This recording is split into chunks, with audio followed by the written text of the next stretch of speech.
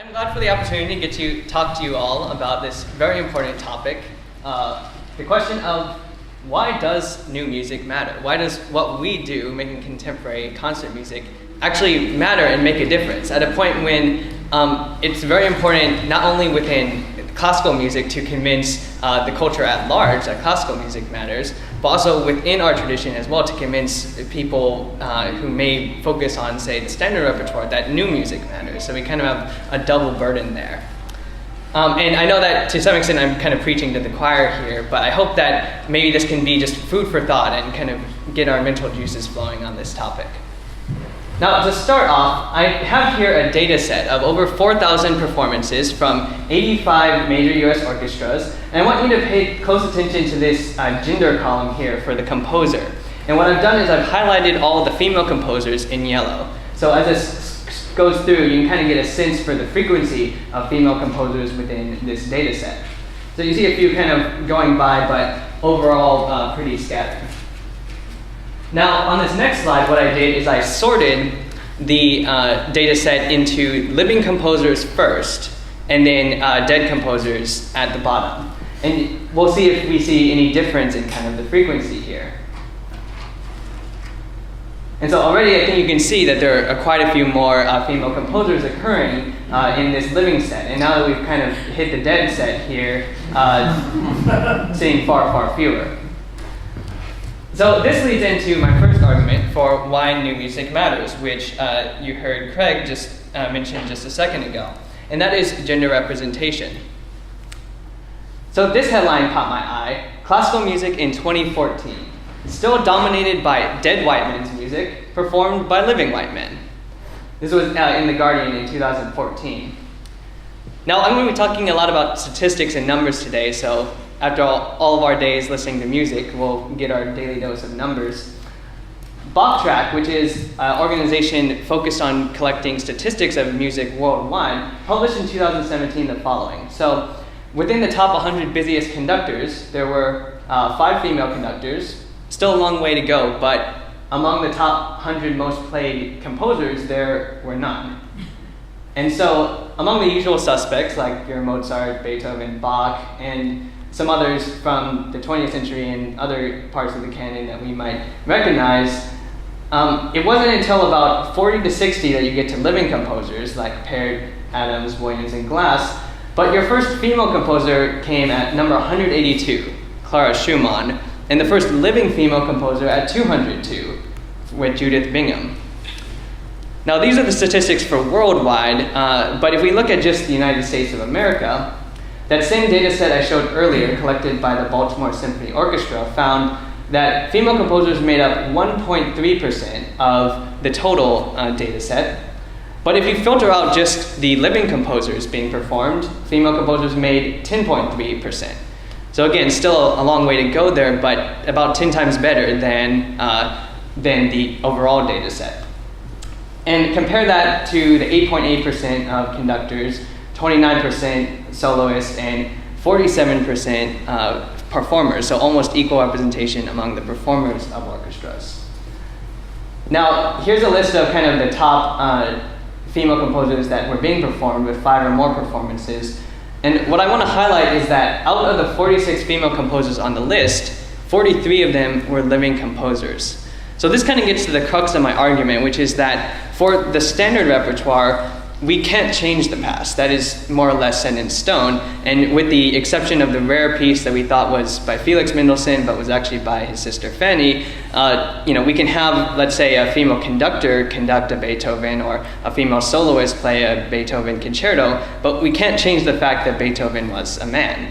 So if gender diversity is something that we care about, then it's kind of up to new music to help start to expand that in terms of composer representation. Kristen Custer has written that the importance and weight of the canon in the symphony orchestra might also play a role in the orchestra lagging behind other areas of the classical world, where the gender gap for composers is smaller. For example, in the chamber music world, one of my friends, John Fielder from UT, did a survey of chamber music ensembles with a data set of 560 composers represented. And he found that of that set, 15.2% were female composers. Now again, still a long way to go here, but substantially better than the 1.3% represented in the orchestral data set. And when you sort for the top ensembles for programming female composers, some of them, like the Kronos Quartet here, Bang on a Can, and Quince and Roomful of Teeth, have a third to almost half of the programming by female composers. So some chamber groups really do quite well in this area. Now I want to talk about a case study, which is an opera by Kaija Sariaho called L'amour de Loin. Please excuse my French. And the story here is that after 113 years of programming only male opera composers, the New York Met finally programmed an opera by Sariaho, making it the first opera written by a woman programmed in over a century. Now in the kind of media storm that was around this decision, Sariaho said in an interview with NPR, half of humanity has something to say. Kind of, one of those no dumb moments, but sometimes we need to be reminded. Now, I think the key here is that as in performance, music performance area, change has to start early at the level of education. So for young women and girls out there who maybe never even dreamed that they could be a composer, I remember hearing an interview with Nina Young lately where she said that growing up, she never thought that was something available to her. And I think that focusing too much on the standard repertoire can kind of send mixed messages if the only composers that these young girls are seeing are male composers. So maybe this is an area where new music can also fill a unique role in encouraging young women and girls in this regard. Now, similar to this argument is my second argument on racial diversity. Now, if we look, classical music kind of has a rocky history in terms of racial diversity. You can see here that over the past 50 years, things have grown more diverse, but still substantially are composed of white musicians within the orchestra. And actually, among concertgoers as well, among the audiences, 83.2% are also Caucasian, with kind of smaller numbers for each of the racial minorities, according to the National Endowment for the Arts. Greg Sandow writes that the gravitational pull of the field is towards the white community. If they continue to do what comes naturally, and they'll have a group of white musicians speaking to a largely white audience. When interviewing composers of color like T.J. Anderson, he writes, like Ralph Ellison said, we're invisible, so any chance we get at exposure is very important. Now, there are organizations out there such as Aaron Dworkin's Sphinx organization, which are doing great work in the area of performance. This group focuses on reaching out to communities that largely are comprised of people of color and finding very talented performers to kind of put into the spotlight as soloists. And I would love to see something similar to that for composition specifically. To my knowledge and research, there's nothing like this out there at the moment. Dworkin has said, the arts thrive on having new voices and new interpretations. So the greater plurality of voices that we can foster in our discipline, the better our art ultimately will become. Now, simply having more new music, I want to stress, doesn't automatically mean that the demographics will start to become more diverse, which Craig was kind of alluding to before he had to depart. So in the LA Phil 2016-17 season, you can see that they have programmed largely 20th and 21st century music. Quite impressive if you look at the nationwide tendencies. However, in their data set, they still programmed somewhere between 90 and 96% of white composers only, with the only minorities being Indian, Chinese, and Latin American. Similarly, in wind ensemble, which is a discipline comprised mostly of new music, my friend Mike McCulca tracked demographics for composers programmed in major wind ensemble conferences. And you can see here that both for women composers and for composers of ethnic minorities, there's still quite a steep disparity. So whether that or not wind ensemble is reflected of, say, chamber music, the wind ensemble field still is struggling in this area. Similarly, the British Academy of Songwriters, Composers, and Authors did a study on the commissions that they awarded for new pieces to be created. And what they found is a disparity between the commissions that were being awarded and the overall percent of Black and minority ethnicity population in the overall population. So when this averaged out, I believe about 6% of the commissions were given to BAME composers, as opposed to about 20% of the overall UK population. Now, my third argument is similar to the other demographic arguments, but focusing more on the nationalities of different nations being represented from across the world in what has traditionally been a mostly European and American-centric tradition. So I found this headline in The Telegraph: How Western Music Conquered the World. And the story being that in the UK, the Proms concert series had an influx of orchestras visiting from other nations in the world and being featured on their program. Now, I have some issues with this article, as later they say that the victory still isn't quite complete, having a little bit of cultural imperialism inherent in the message. But I think the larger point is something to really take notice of, and that is that worldwide, this phenomenon of concert music, which has traditionally been European and American, is really spreading throughout the world at a substantial rate. So a researcher named Lundskog writes, in contemporary classical music, the exchange among composers coming from different regions of the planet has never been so strong. We see this especially in orchestras. Concert halls and symphony orchestras are springing up worldwide, bigger and grander even than we see sometimes in the West, and this is especially true in Asia. Part of the reason is, according to the New York Times, that music allows different cultures to communicate, so that even in these foreign contexts that are not traditionally part of this Western heritage and tradition, that these cultures feel they can learn something about the Western culture by partaking in its music. The Universal Declaration of Cultural Diversity writes, as a source of exchange, innovation, and creativity, cultural diversity is as necessary for humankind as biodiversity is for nature.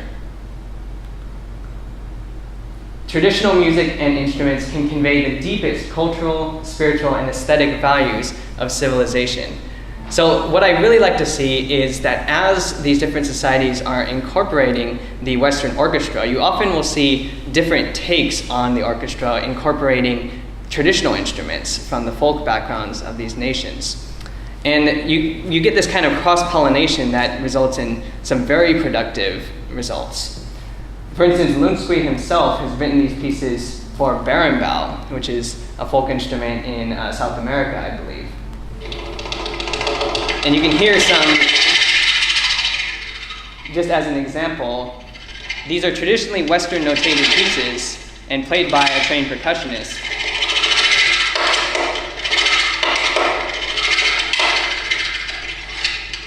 But they have a very different effect in this interesting kind of cross-pollination of cultures.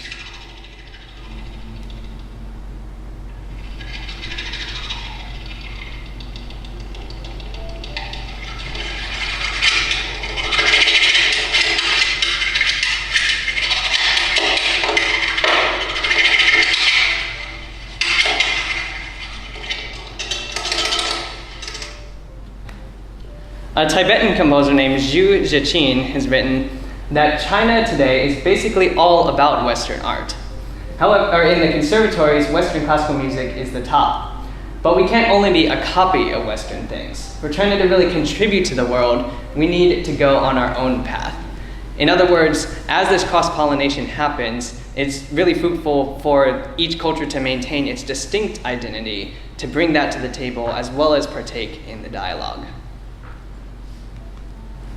For my fourth argument, I don't think I need to spend too much time on it, but the gist is basically that new music helps to fuel and to develop performance technique.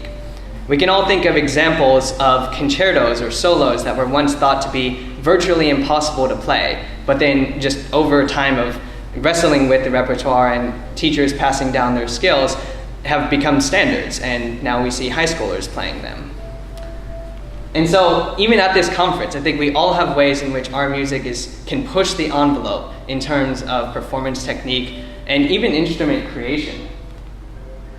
There's an interesting story that I wanted to share going on at my school at UT. A friend of mine, Sean Riley, created a 3D printed 6-string electric violin so that he could play John Adams' piece, The Dharma at Big Sur. And so I just thought, as kind of showing some cool things going on from my neck of the woods, I could just play a brief video about this creation.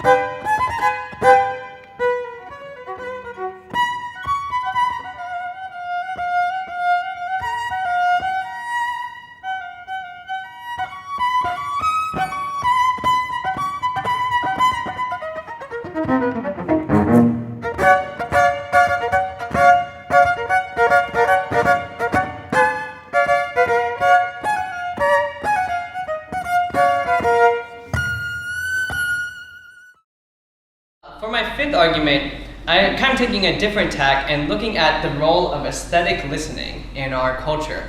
And the gist of this argument is that music in general, concert music, but also new music in unique ways, can help foster the ability to perceive sound, to organize it, and to listen aesthetically to sound in a culture that oftentimes can neglect the sense of hearing, in a culture that oftentimes is visually dominated. And so I think it's fair to say that we often hear that we live in a visually dominated culture.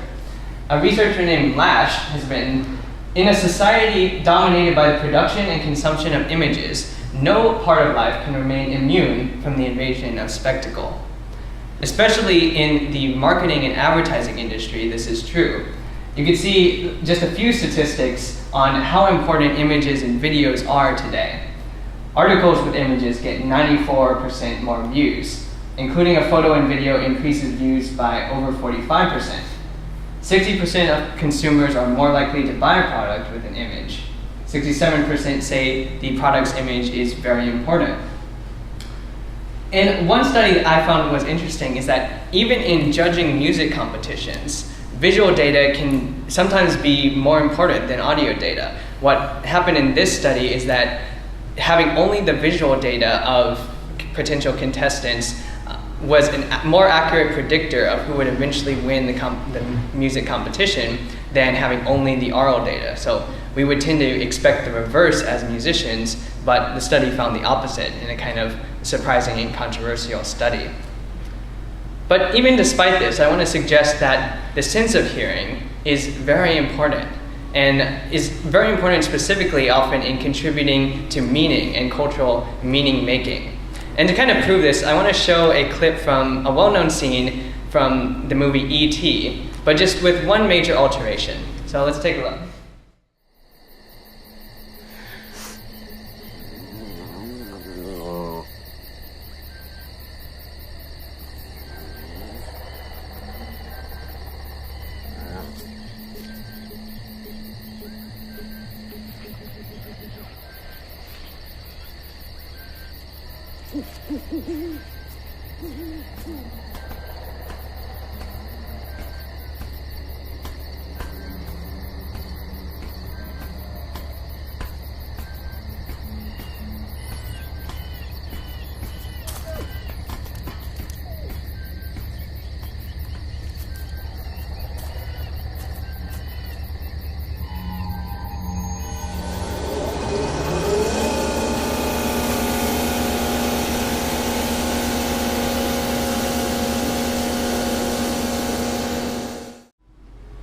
So not having John Williams' phenomenal score here turns the scene from an emotional tearjerker to just an awkward scene. Günter Kress, in his study of multimodality, or the study of multiple senses interacting, has written, "The world of meaning has always been multimodal, but now, for a number of reasons, that realization is once again moving center stage." And so what are ways that concert music can contribute to this important sense of hearing?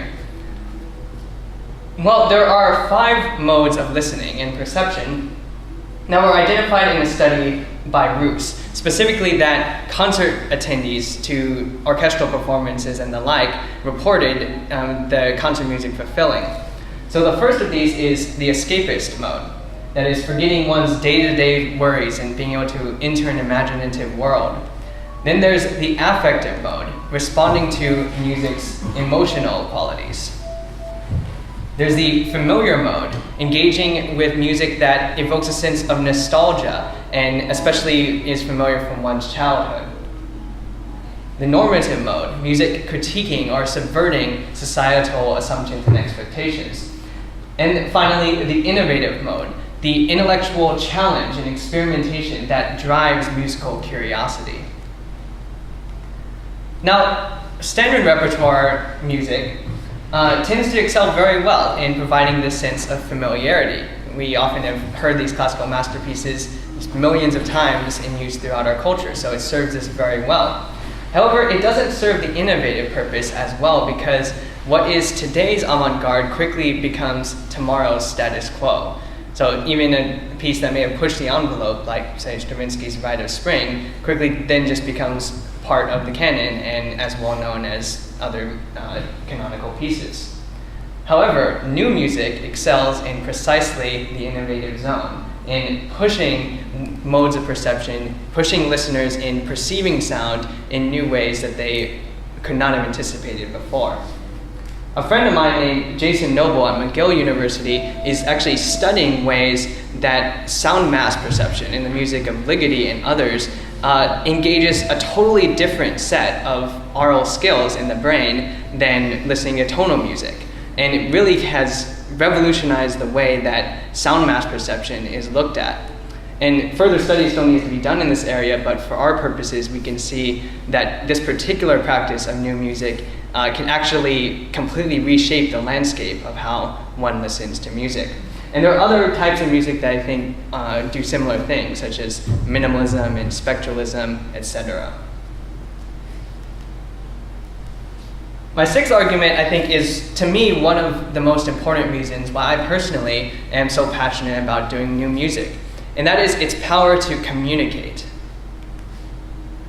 Now, many of us are probably familiar with the story of the fall of the Wall of Berlin, with Beethoven's Ninth Symphony being played and the Ode to Joy being rechristened as the Ode to Freedom, or Freiheit, for the occasion. Now, this kind of matching of this particular instance brought the New York Times writer Leon Botstein to say, "As the truly universal means of communication, music became the logical enemy of conflict and war, and the natural instrument of peace." In a way, though, this instance, using a standard repertoire piece, is kind of the exception that proves the rule, because they had to actually change the Ode to Joy into the Ode to Freedom to fit the occasion. However, most of the time, the enduring classics, the standard repertoire, tend to speak to the universal human condition, but not so much to the particulars. For instance, here's a list of some of the ones that kind of speak to universal themes that will stand the test of time and always really appeal to individuals. However, there are also pieces in the standard repertoire that speak more to particulars, but have since kind of had that layer of meaning be lost because we no longer connect to that level of culture. Furthermore, in the 20th century, we can look at pieces that have taken on very particular meaning because of the context and circumstances in which they were performed, having taken on more layers of particular meaning. And going today to the 21st century, here are some that I just want to highlight out of really hundreds and thousands. There's Ian Dickey's 86th, which is about gun control and mass shootings. And there's Mason Bates' Alternative Energy, which is about environmental concerns and this quest for alternate energy. I myself just completed a piece that's about our relationship with our smartphones. So really, I think the ability of contemporary music to speak and to communicate to listeners in very specific ways really opens the door to a whole new floodgate of possibilities. Now, this requires a communicative approach to musical meaning, and I presented a paper on this last year, so I'm not going to dive too much into it. But just to kind of summarize, the model might look something like this, which I have proposed previously. So first we'd have the production stage with us, the composers, as the rhetor, who, through our design, which is the composing process, create a message, which is the piece that we have composed.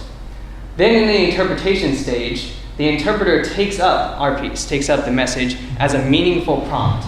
And through the process of understanding our design, comes to make a response, which may be a change of behavior perhaps, or a comment that they make, or etc. And that in turn can become they too can become readers and create a new message in response to that, continuing the communication chain. So what this means for us as composers is that I hope that we as new music composers can focus on designing relevant messages in ways that can be interpreted by receivers and applied to their lives, and so that we can impact them through our art, even as we create music that will be pleasing, that will be poignant, etc. Now, for the final argument I have is kind of more on a broad big picture level, and that is that all music was once new music. So in my study for this talk, I was surprised to learn that up until the late 18th century, most concerts programmed music that was contemporary to them. It wasn't until the 1800s to 1850s that a historicist appreciation for older music led from being programmed mostly 80% new music to programming 80% or more mostly old music. Now, the good news today is that despite common misconceptions, orchestras that focus on standard repertoire performance tend to struggle today, whereas orchestras such as LA Phil that incorporate more early music and more new music are actually having an easier time. And that was as reported in the New York Times. My teacher at UT, Dan Welcher, shared a story of being in charge of the Honolulu Symphony's programming for 3 years, and he insisted that every concert they performed have a piece by a living composer on it. And at first they were very opposed, but over the span of that 3 years, the subscription and ticket sales doubled, so that an orchestra that was once struggling suddenly found itself relevant and being revitalized. Now also, for the classical music community to ignore new music would essentially be its own death knell. And that's because if you take a certain wedge of our tradition and call that the standard repertoire and set that in stone, well, as time goes on and the present becomes further and further away from that wedge that has been solidified, then it will become increasingly more distant culturally and historically from the modern listeners. And there will be more and more music that is interesting intervening between the two, so that this wedge will become increasingly less relevant as time goes on. But what this means for us as promoters of new music is that we need to find ways to present concert music in the world at large in a way that will really engage with the world and the current culture. Part of this is having to challenge the social rituals and norms that might be driving people who would otherwise be interested in the music away from the kind of traditional concert setting. So one example that Alex Ross, who's a prominent music writer, gave was the Chicago Symphony Orchestra having a concert series in parks and really kind of coming to the people, coming to the masses at large to present this music and eliminating the barrier of coming into a concert environment and having to follow a certain social code and etiquette, which we all are familiar with how it operates, but most people these days probably are not. New music had been driven to the margins of our culture, and the result was that an institutional structure grew up which took this marginalization as a given. You might think here, as I do, of Milton Babbitt's article, "Who cares if you listen," right? This kind of institution that just assumes, well, the masses wouldn't understand what we're doing anyway, so let's just go ahead and do our thing in an ivory tower for ourselves. But I think what Christopher Fox and myself are suggesting is that maybe we shouldn't take this as a given and find ways to remain relevant in the world. Now I want to look at a case study that really exemplifies all seven of the arguments that I've made today. And that is an opera by Du Yoon, Angel's Bone, which recently received the 2017 Pulitzer Prize. So this meets the demographic arguments that I gave, because Du Yoon is a female composer, she's a racial minority, and also she's an international composer, originally from China. As for the opera, it certainly challenged modes of listening. It pushed the envelope in terms of performance practice, incorporating punk rock idioms and vocals. And it was communicative and relevant on a topic that is really a pressing question today, the topic of human trafficking. Du Yoon said in interviews following receiving the prize, "I realized that I'm becoming all these kinds of symbols, and I actually am going to own it because I want to leverage this. It's fantastic that I can have a voice to have a broader reach. That's an amazing power to have." And so to kind of give back to the community that has awarded her this, at the Mata Festival, she programs concerts that feature international composers and specifically have female-focused concerts as well. So I think this is just one great example of many that are out there in new music today that exemplify these seven arguments. Now, I've given kind of my sense, my 7 reasons that when I sat down and scrawled off my abstract to apply for SCI, that just kind of occurred to me. But I realized that in this room, we're all composers, and most of you are more experienced in this realm than I am. So I'd love to just kind of open the floor, and for whatever time we have remaining and available to us, let's just brainstorm and discuss this issue. But those are the 7 arguments that I wanted to share and kind of some of the research I had done. So I thank you for listening.